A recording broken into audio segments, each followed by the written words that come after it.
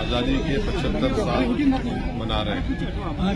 लोकसभा के 16-17 इलेक्शन हो चुके हैं, विधानसभा के कई इलेक्शन हो चुके हैं। उनको सिर्फ इतना महसूस करना है कि जो मुल्क में हमारे वतन अजीज में जो दीगर बरादरियां हैं, उनका अगर एम्पावरमेंट हुआ है और उनको ताकत मिली है, उनको किसी हद तक इंसाफ मिला है, इसलिए मिला है क्योंकि उन्होंने अपनी पॉलिटिकल लीडरशिप को बनाया। अफसोस ये है कि मुसलमानों ने वोट डालने का काम किया और लेने का काम नहीं किया। जिस दिन वो दूसरी बरादरियों की तरह, चाहे वो जाट हो, राजपूत हो या जितने भी दूसरी बरादरियां हैं, उनकी तरह अगर हम काम करेंगे तो आपको इम्पोर्टेंस मिलेगी, आपके मसाइल हल होंगे। आप तो सिर्फ आपको सेकुलरिज्म का कूली बना कर रख दिया गया कि जब चुनाव आते आपसे कहा जाता है कि भैया सेकुलरिज्म को जिंदा रखो, और दूसरे उसको डुबाते रहेंगे, उसको दफना देंगे, और हमसे कहा जाएगा जिंदा रखो। ना हर जो सोशल, एजुकेशनल, इकोनॉमिक पैरामीटर्स आप देख लीजिए, और इसीलिए हम लोग अपनी पार्टी की तरफ से 1 महीने के अंदर हम एक रिपोर्ट तैयार करे हैं राजस्थान के मुस्लिम्स के बारे में। हम नहीं कर रहे हैं, बल्कि हमने एक एक्सपर्ट्स को जिम्मेदारी दी है। वो खुद आकर जयपुर में मेरे ख्याल से 25 से 26 मार्च के बाद वो रिपोर्ट सामने रखेंगे। आप देख लीजिए रिपोर्ट में, फिर इसका जिम्मेदार कौन है। इसका जिम्मेदार किसी हद तक मुसलमानों की भी जिम्मेदारी आती है, और जिनको वोट डाले वो तो बर्बाद कर चले। राजस्थान की स्थिति तो ये है साहब कि एक बार बीजेपी एक बार कांग्रेस, ऐसे में क्या उम्मीदें लगती है कि आप स्टैंड कर यही तो मैच फिक्सिंग लगता है इन दोनों का, कि 5 साल हम बैठ के राज करेंगे, फिर 5 साल बाद आप आ जाइए। मगर इसमें खास तौर से जो अल्पसंख्यक समाज है, दलित समाज है, आदिवासी है, उनका तो बहुत बड़ा नुकसान हो रहा है। सर, नागालैंड में जिस तरह से सियासी घटनाक्रम हुआ है, की 200 सीटें हैं, हर जो सीट प्रभावित करता है मुस्लिम समुदाय के वोट प्रभावित करता है। आपको लगता है कि एकता के साथ में अब नए सिरे से उठने की जरूरत है? उनके ठगे जाते हैं हर बार के चुनाव में। बिल्कुल सही बोल रहे हैं, मैं एग्री करता हूँ, बिल्कुल सही। हर देखिए, मुस्लिम इशू कब बनता है? चुनाव से पहले, उसके बाद फिर 4.5 साल उनको भूल जाते हैं, तकलीफ उठाना पड़ता है। अब हम वो जा रहे हैं, आज से आप राजनीति का नया रंग डालने जा रहे हैं। नया रंग, हमारा एक ही रंग है, राजनीति का रंग बम्बा डाल रहे हैं। बम्बा में जो राजनीति का खेल है, मुख्यमंत्री का गृह क्षेत्र है। पार्टी को मजबूत करना है, पार्टी को फैलाना है, चुनाव के लिए तैयारी करना है।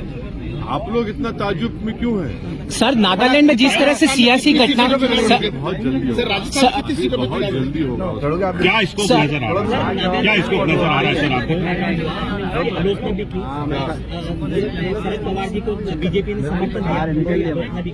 सर, हम कांग्रेस से पूछना चाह रहे हैं, इनका गठबंधन महाराष्ट्र में है।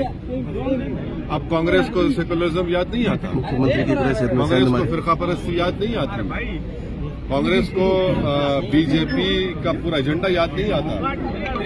यही तो जिसको उर्दू में बोलते हैं ना मुनाफिकत, जिसको उर्दू इंग्लिश में बोलते हैं हिपोक्रेसी, अपॉर्चुनिज्म है कांग्रेस का। भाई, उनके साथ की एक पार्टी जो है नागालैंड में बीजेपी की सपोर्ट करती है, और हम चुनाव लड़ते हैं तो इनको पेट में दर्द शुरू होता है और इल्जाम लगाते हैं हम पर।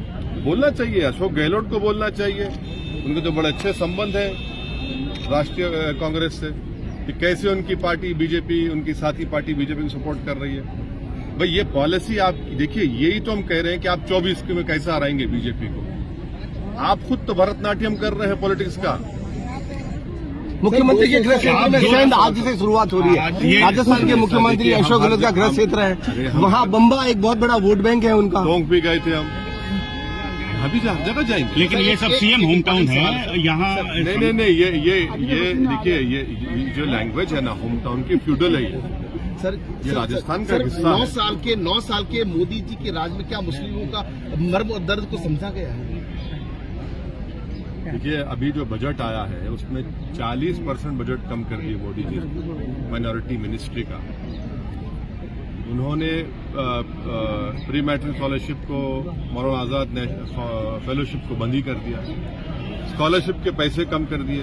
अच्छा, खुद उनके नाम से जो स्कीम है जिसको MSDP प्रोग्राम कहते थे, उसमें उन्होंने 900 करोड़ कम कर दिए। तो माइनॉरिटी मिनिस्ट्री का बजट खुद 40% कम कर दिए, और जो मदरसा के जो स्कीम थी उसको खत्म पे ला लिए। तो और ऊपर से ये जो गौरक्षक है, बल्कि गौरक्षक के नाम पर एक्सटॉर्शन करते हैं, वो आपके एक चैनल ने उसका स्टिंग भी किया, नाम लेना फिर आपको अच्छा हाँ, नहीं नाम नहीं ले। तो उन्होंने एक स्टिंग ऑपरेशन किया जिसमें बताया गया है। तो ऐसा हो गया कि जो मेन एक्यूज्ड है जिसका नाम क्या है, मोनू है, तो इनके लिए तो वो मोनू डार्लिंग बन चुका है। सर आपको लगता है 2023 दौर में तो राजस्थान में जवाब देंगे, बाकी 2024 में जवाब तो देंगे इलेक्शन? अभी लड़ेंगे इलेक्शन। खुले शब्दों में आपने कह दिया कि मोदी का जो सवाल था, हमारा दर्द जो था वो खुले शब्दों में बयां कर दिया गया कि कहीं सपोर्ट नहीं था उनका। किसका? मोदी का जो सवाल किया गया था हमारा। नहीं, देखिए बजट बताता है ना कि आप सबका साथ, सबका विकास, सबका विश्वास कहते हैं। आपका बजट ही नहीं है, आपने बजट ही कम कर दिया। सबसे बड़ा अगर